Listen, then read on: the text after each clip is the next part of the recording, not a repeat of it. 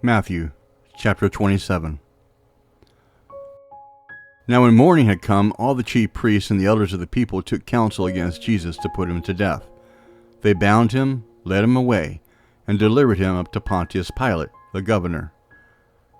Then Judas, who betrayed him, when he saw that Jesus was condemned, felt remorse, and brought back the 30 pieces of silver to the chief priests and elders, saying, I have sinned, and that I betrayed innocent blood.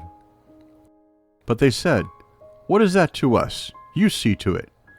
He threw down the pieces of silver in the sanctuary and departed. Then he went away and hanged himself. The chief priests took the pieces of silver and said, It's not lawful to put them into the treasury, since it is the price of blood. They took counsel and bought the potter's field with them to bury strangers in. Therefore that field has been called the field of blood to this day.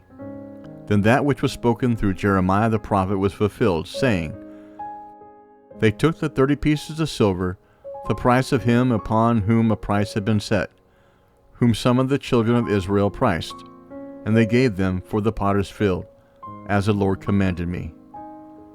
Now Jesus stood before the governor, and the governor asked him, saying, Are you the king of the Jews?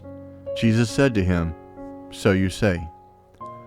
When he was accused by the chief priests and elders, he answered nothing.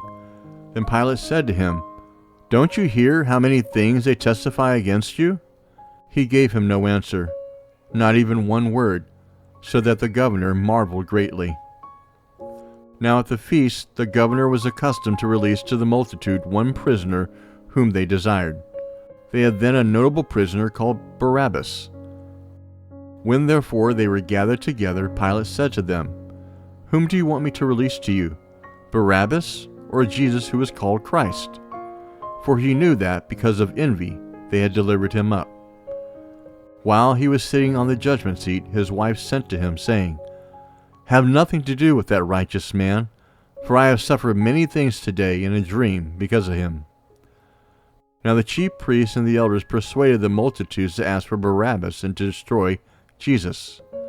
But the governor answered them, Which of the two do you want me to release to you? They said, Barabbas.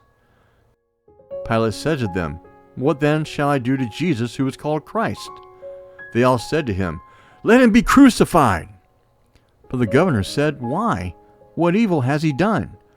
But they cried out exceedingly, saying, Let him be crucified. So when Pilate saw that nothing was being gained, but rather that a disturbance was starting, he took water and washed his hands before the multitude, saying, I am innocent of the blood of this righteous person. You see to it. All the people answered, May his blood be on us and our children. Then he released Barabbas to them, but Jesus he flogged and delivered to be crucified. Then the governor's soldiers took Jesus into their praetorium, and gathered the whole garrison together against him. They stripped him, and put a scarlet robe on him. They braided a crown of thorns and put it on his head, and a reed in his right hand.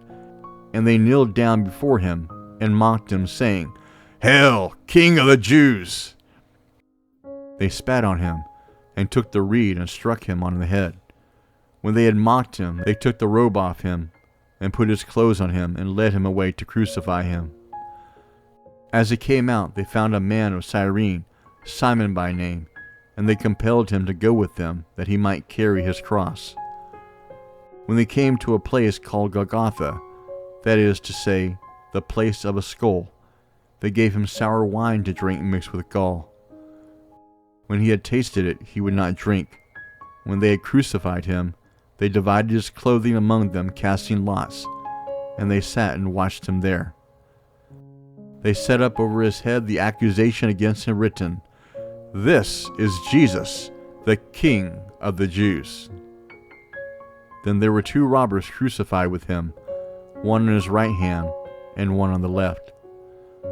Those who passed by blasphemed him, wagging their heads and saying, You who destroyed the temple and built it in 3 days, save yourself. If you are the Son of God, come down from the cross.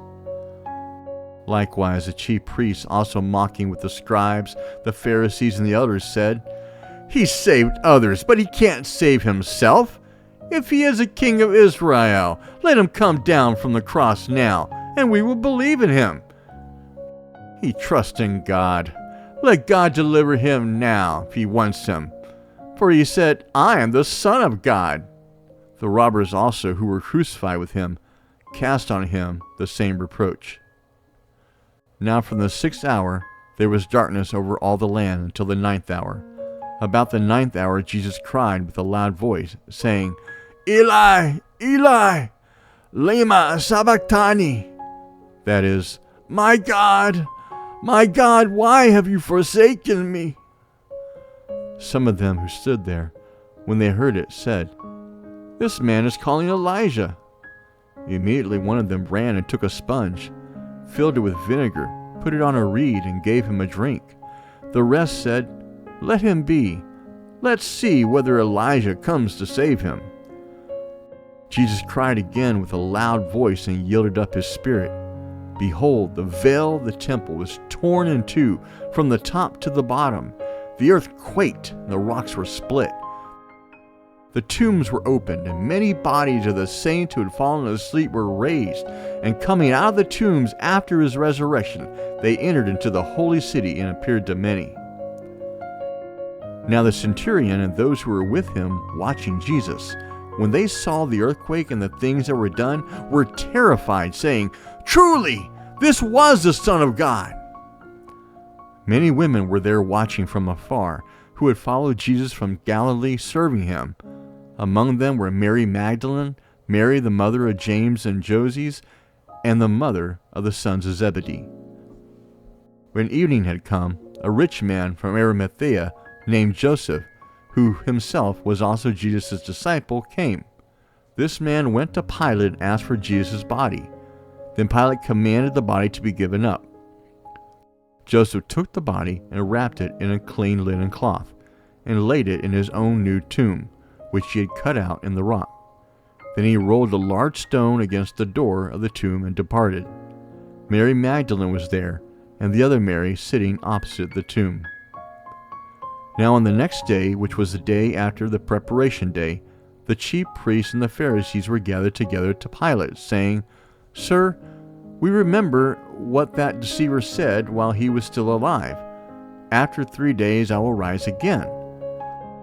Command therefore that the tomb be made secure until the 3rd day, lest perhaps his disciples come at night and steal him away and tell the people he is risen from the dead, and the last deception will be worse than the first.